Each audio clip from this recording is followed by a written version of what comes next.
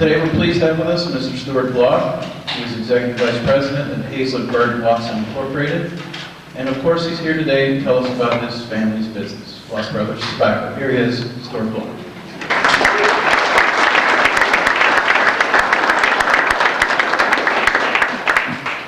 Good morning. It's terrific to see so many people here, and quite a few who have more knowledge about maybe parts of the company than I do. So maybe we'll ask some people to stand up and tell some stories about Bloch Brothers from their point of view if we have enough time.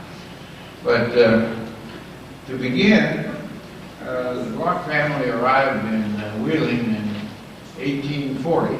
My great-great-great-grandfather Solomon came here and started a liquor distribution business and had two sons, Aaron and Sam. Sam was born in 1852, and he and his brother formed a company to run a dry goods business on Main Street between 15th and 16th, which puts them just about opposite the Ogden newspapers from what I can figure.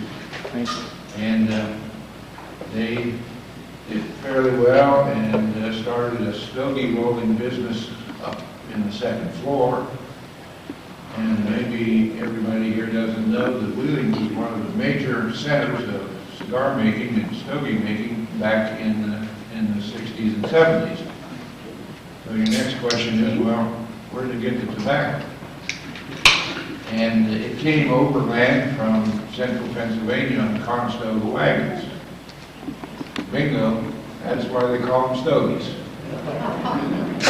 And the business was doing fairly well upstairs, but they weren't really paying much attention to it compared to the dry goods business. But along came the flood of 1884, and you can imagine what Main Street looked like, and their dry goods business was destroyed, and they sold that part of the business and focused on their stogie business. Well, when you roll stogies by hand, it's like cutting a pattern out of a piece of cloth or clothes, and there are things called cuttings that were left. And they started packaging those cuttings in paper bags and came up with the idea that maybe we should put some flavoring on it. And so they got some licorice and some sweetening agents, and things picked up. And then the idea came to come up with their own logo, and they thought about the excitement when the mail arrived in Wheeling on the packet boats up and down the river. So they called it West Virginia Mail Pouch. And the rest is history, because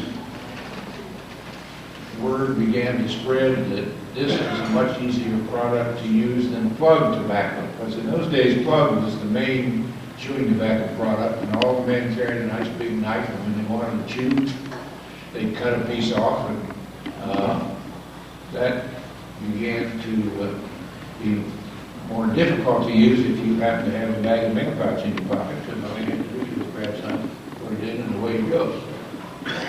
And if you're wondering why people chew, if you think about all the places where smoking is dangerous, coal mines, steel mills, oil fields,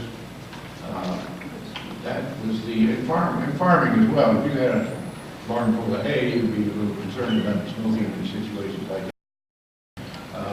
Mail pouch fame began to spread as workers went from Wheeling to the oil fields of Pennsylvania, Oklahoma, Texas, California. We had offices in California and salesmen in all those areas. So back to the flood of 1884. They continued to prosper the business, and by let's back up a second. In 1879, Bloch Brothers was incorporated. Believe it or not, they incorporated for $2 million, and I haven't figured out how they could possibly have a number like that back then, but that's the number. And business spread, and of course it began to be too much volume, so they bought a building on 40th Street, an old sugar mill, which is still being used today as part of the complex down there at 40th Street. And so let me get my glasses out now and get to the details here, but that's just a quick overview. And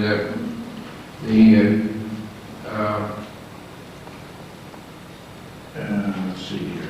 Get to the right. The next thing that happened was the workers at Bloch Brothers formed a union in 1990, and that union became International Tobacco Workers Local Number 2, which is still operating at the plant. Over the years, since 1890, I believe, Betty, I think you'll be correct, I think we've had 2 work stoppages in all that time, which I think is really quite a tribute to the relations that the company and their employees developed over the years, and everybody was always very proud of that. Now, the thing that happened was when they ran out of cuttings from the stogie making, they had to provide more tobacco for the plant, which was growing so fast, so they began to buy tobacco leaves from Pennsylvania, Wisconsin, Ohio, Connecticut, and they brought the tobacco here and built a building to stem the tobacco. That means removing the stem from the leaf. And at one point there were as many as 1,000 women on the top floor of the stemmery de-stemming the tobacco. And like everything else, machines were developed and the number of workers declined to the point where an automatic stemmery was developed. And you'll hear about some of this later, but the number of women that were doing the hand stemming gradually reduced as the modern machinery took over.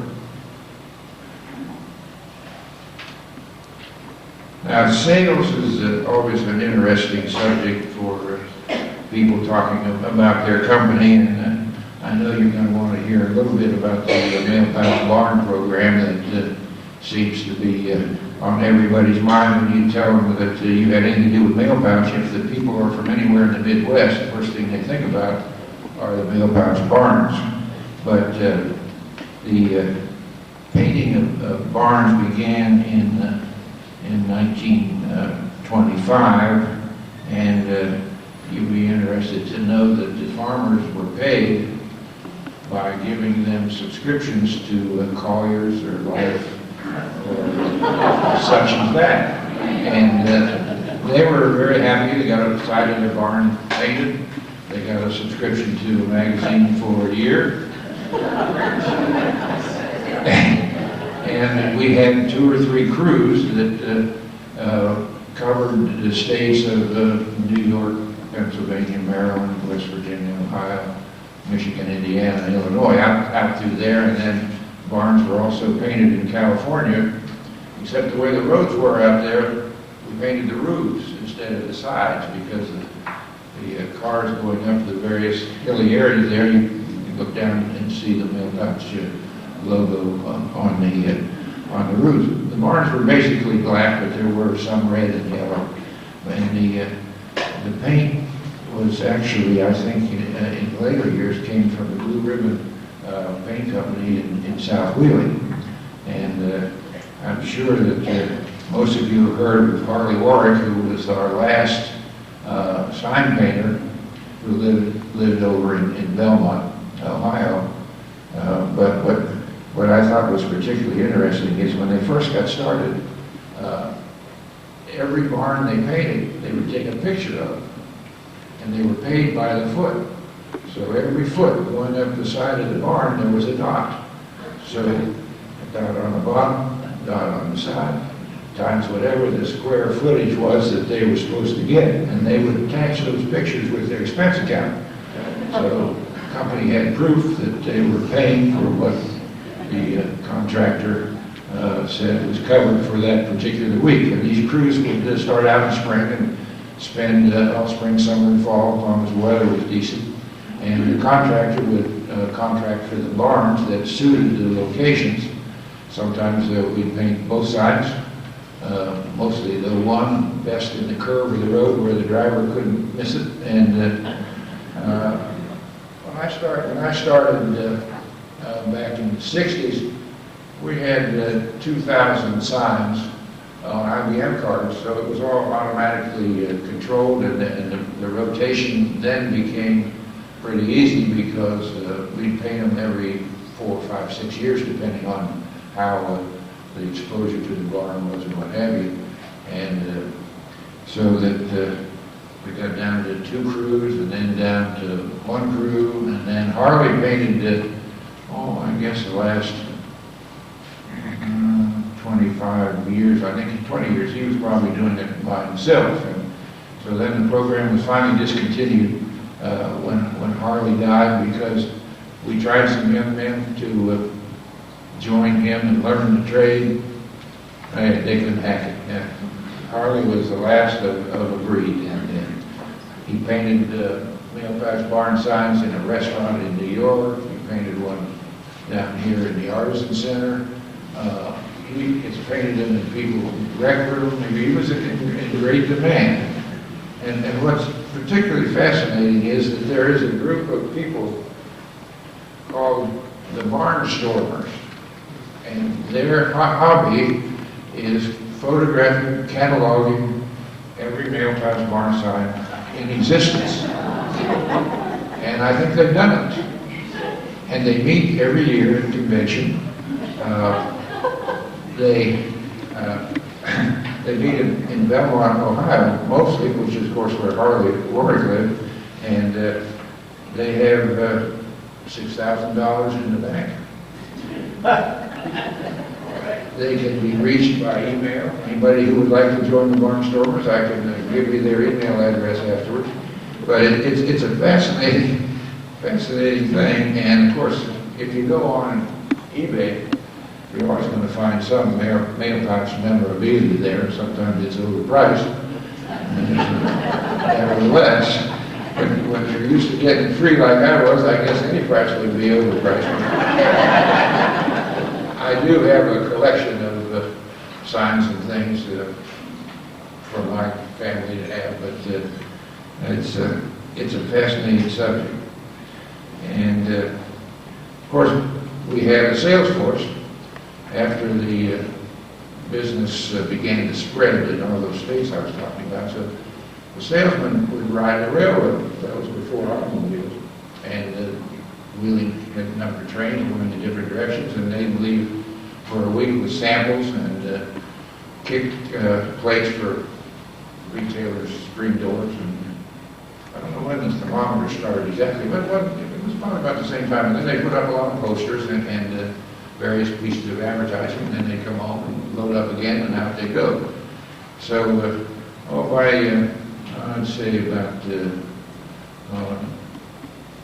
time the barns were starting, sometime around 1920, 25, we had 75 salesmen around the country just selling chewing tobacco.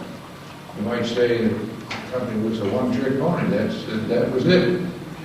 And it led to more advertising. We sponsored the Jamboree for 40 years. The other things like magazines and the Hunting and Fishing Club of the Air. You may have listened to that on the radio and then on television. I see some people here that look to me like they're old enough to have seen or heard that. I just heard about it. So about 1939, it was determined by the management that we needed some more product. So most of you have heard of the Augusta Pollock Stogie Company that was here. It was the biggest stogie company in town other than the Marsh Company. So they run that in 1939 because it seemed like a very good fit. Our chewing tobacco salesmen were calling on stores that would be selling stogies anyway. So that was the first diversification. And then over the next 12, 14 years, company bought 7 additional companies. One was for diversification in chewing tobacco, the other was to get into the pipe tobacco business. There again, it fit with our sales force's work, and so by 1957, we had the chewing tobacco, we had the pipe tobacco, and we had a pipe manufacturing company. And in 1957, we bought Valley Machine over in, well, actually, when we bought it, it was up on the River Road, and then it moved over to Martin's Ferry and added further diversification, and the company did a lot of work for the space program. Well, along came 1964, and you may remember that the Surgeon General had a report about smoking being dangerous for your health. So there we were with the pipe tobacco business, which did very well for about a year and a half, because everybody thought, well, let's smoke pipe tobacco because we don't want to smoke cigarettes anymore, but that was sort of like that. And so along about the 1967, management thought we ought to diversify. We needed to have another leg or two on the stool. So the company was sold to a company called Helm Products, who made Schraff's candies, Bachman snacks. So now we had a 3-legged stool. We had snacks, candy, and tobacco. And Helm Products had a snuff business, which was run by our operation here, and eventually moved to Wheeling in 1992, so that the consolidation of all the tobacco business is in South Wheeling. And let me see where we go from here.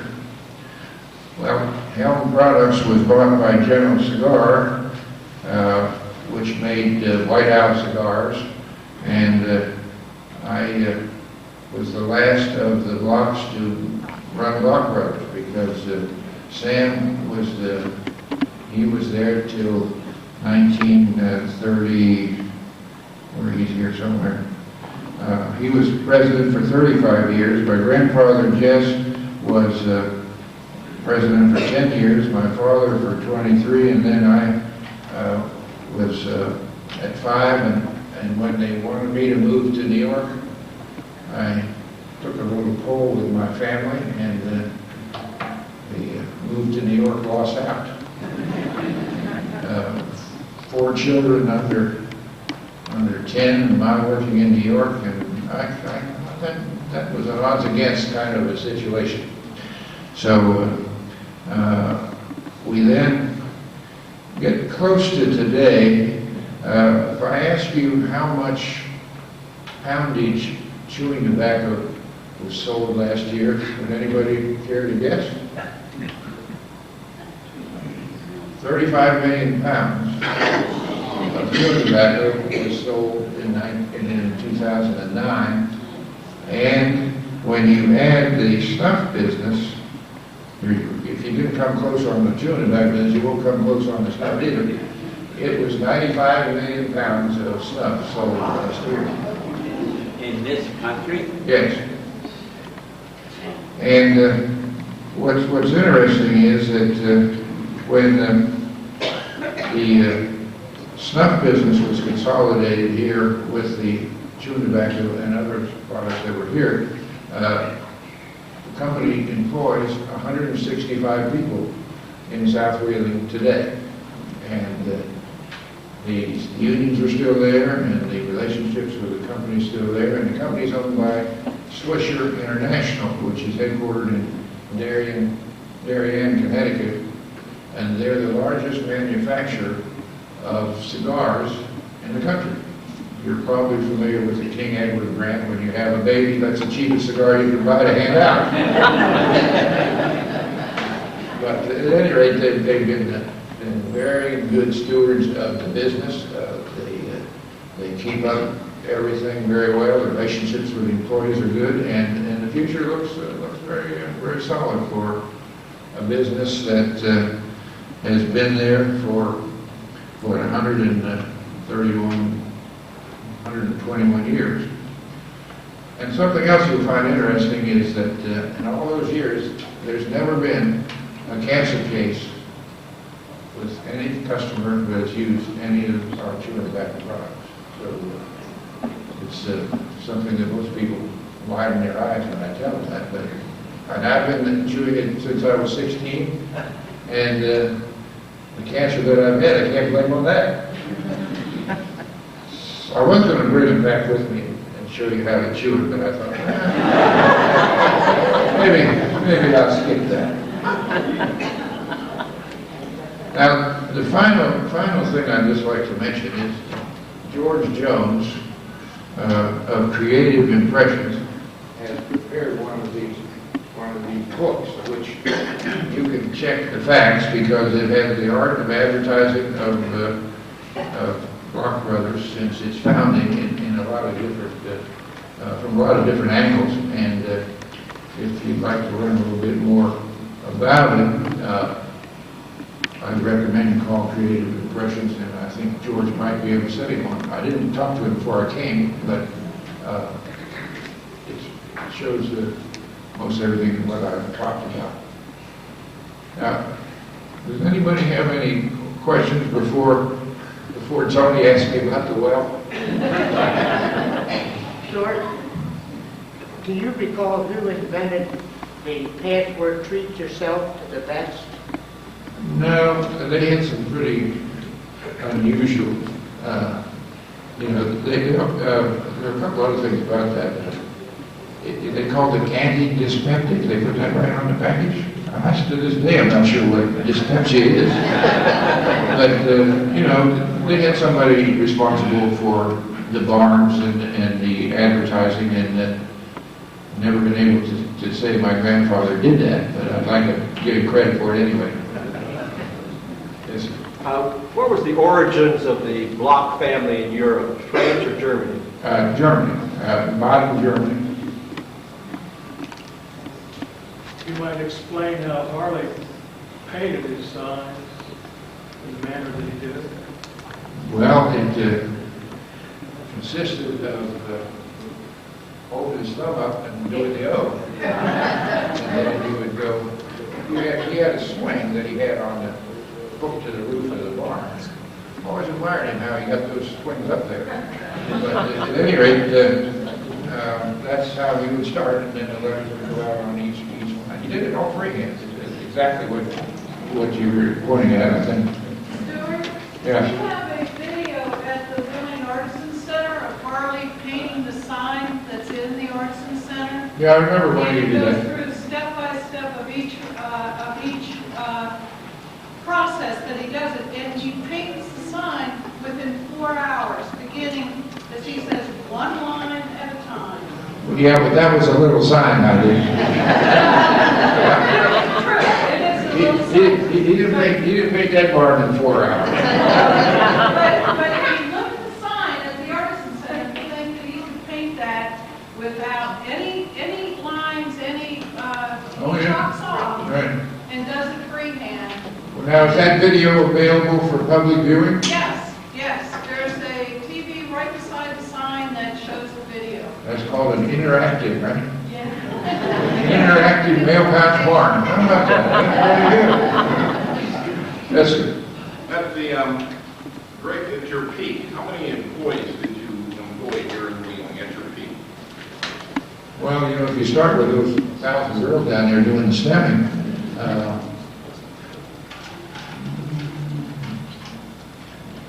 it's hard to say because I wasn't there. See, when I started down there in 1960, seemed like a lot of people, but I don't remember any number. Do you remember a number, maybe? How many, what do you remember?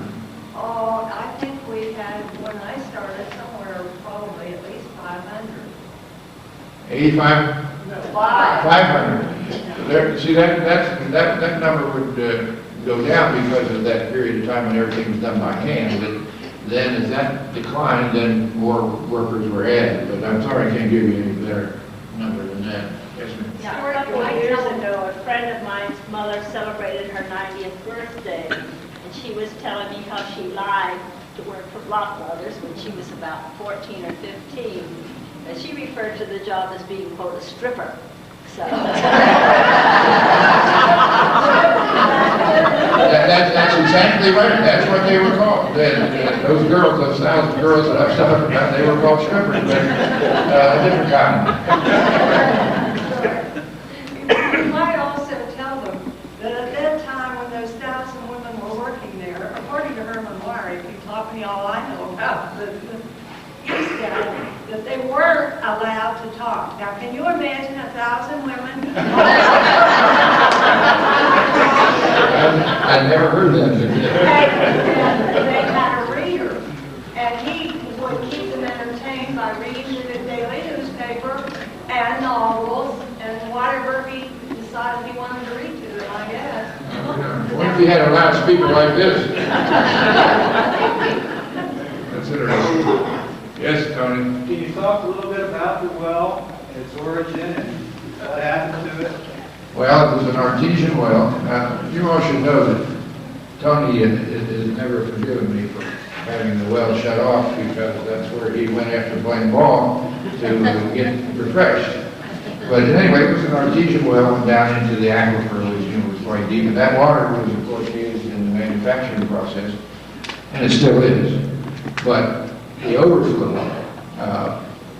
was out on 40th Street there, and people came from miles around with their jugs to get the water because it had such a great taste, and it had quite a few minerals in it. And the health department of Wheeling decided to test it back in the, when was that, about the 70s? And they found there were some minerals there that might affect pregnant women. And so they suggested strongly that we stop making the water available. And so Wheeling was denied the best water in the valley. Anybody else? Yes?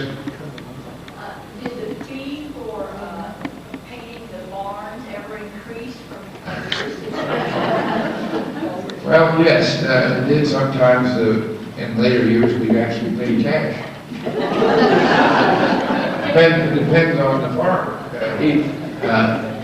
We would negotiate. You know, if sometimes you find a barn right in the curve where you could paint both ends, and then we'd end up painting all four sides because the farmer knew that he had a good spot. And so we'd paint the advertising on two sides and then paint the rest of his barn as part of the deal. And then maybe he wouldn't get anything, he got his barn painted. So the prices were negotiated based on location, I think is the best way to describe that. But it was still a good deal all the way around. They liked the subscriptions and we liked the price.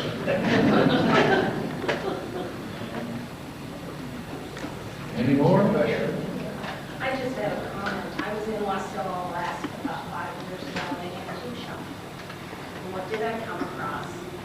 But the stogie box. And so I bought it and said I was taking it home. And the man could not understand what I was going to do. Was it a Marsh Wheeling stogie box or was it a Pollock stogie box? No, it was Marsh Wheeling. Wasilla, Alaska. How it got there, I would love to know. Well, I was stationed in Alaska in 1957, and I had some stogies up there. Maybe they came down on the train. Marsh Wheeling stogies had tremendous national distribution. And tobacco products follow with people who use them. It's like I was saying about mail pouch went to Oklahoma, Texas, California, and when they got out there, they sent for it. When we started shipping it to them, we decided maybe we better send somebody out there to make sure that they could get it. And that would happen with stogies as well, I would think. What do you do with your leftovers? I understand they use it for composting around fruit trees, things like that. We used to. We used to make stems available at the stemmery. And one of the things that took place in recent times is tobacco is no longer stemmed in Wheeling. Tobacco is now purchased in Lancaster, Pennsylvania from another company. And then we take the product, shipped down here, and they take the product, shipped down here, and then it's manufactured here. So In the old days, people used to use those stems for liquid them on their lawn, around their bushes. It's got a lot of nitrogen in it. You have to be careful because it's pretty strong. You can burn it if you're not careful. On a personal note, what was the most enjoyable part of your tenure as president of the USGA?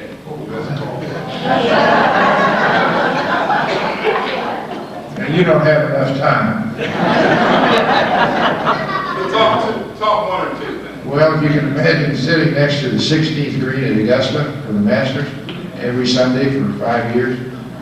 After each group would go through, I'd go out on the green and make sure there weren't any spike marks. Just step down the spike marks. Walking up the 18th fairway at Muirfield with Nick Faldo when he hit a 3-iron over the green, got up and down the Windy Open. British, you know, the list is pretty long, but the fun thing is just all the great people I met. It was a wonderful experience. Yes, so you had your hand up a minute ago now. Yes, I wondered if you could tell us something about the house that the Blochs lived in, which is now called Elmhurst. Well, that was Sam Bloch's house. How is he related to you? He's my great-grandfather. He was the second generation to live in Wheeling. He was the son of Solomon, who came in 1840, and his brother Aaron, the two of them were the ones that founded the business. And then he built that house, which he called Elmhurst, there. Remember when the trolleys ran out National Road, that was called the Bloch Station. And he built a little shelter there for everybody, so if it was raining, they wouldn't get wet. So anyway, that was, when he died, it was given to, I've forgotten who it is now, it was a female home, some guy that was in Center Wheeling, and then they opted to move out there, and it became Elmhurst today. I know, I lived there. I'm not one of the old ladies, so. Do you know where Aaron lived? Aaron went to New York in 1902, and he handled the financial affairs of the company there in New York on 56. Actually, it's interesting. He lived in a house where Rockefeller Center is. Unfortunately, he sold it before it became Rockefeller Center. But do you know where he lived in Wheeling when he was? I don't know where any of them lived in Wheeling until Elmhurst. My parents didn't keep a lot of notes that I could find. So he was a bachelor. He never had any children. And Sam had 4 children. And one of them was Jess Bloch, Right.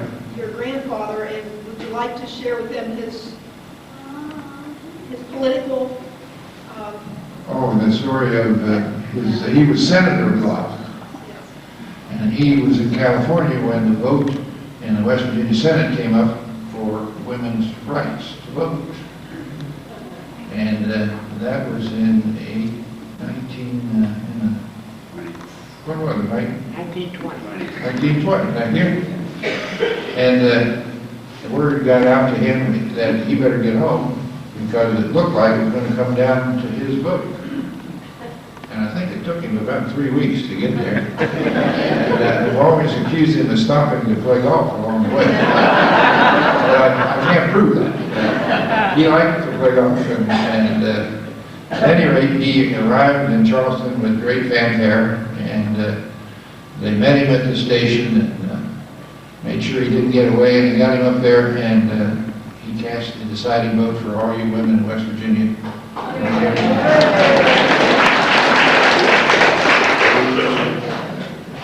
So I guess I could wind up by saying that my grandson, who lives here in the valley, is the 7th generation of Blochs to live here, and I do have an office down at 40th Street. They're very kind to me to let me do that, and so I've enjoyed my presentation, and I thank you very much for your attention.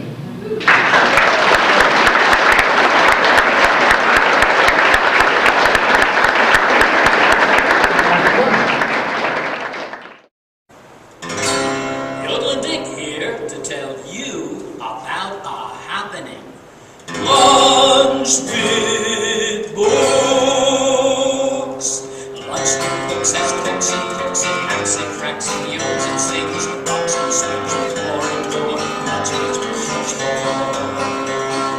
Locksmith books at the Ohio County Public Library in Wheeling, West Virginia. It'll make you feel like yelling. Hey, Yogi.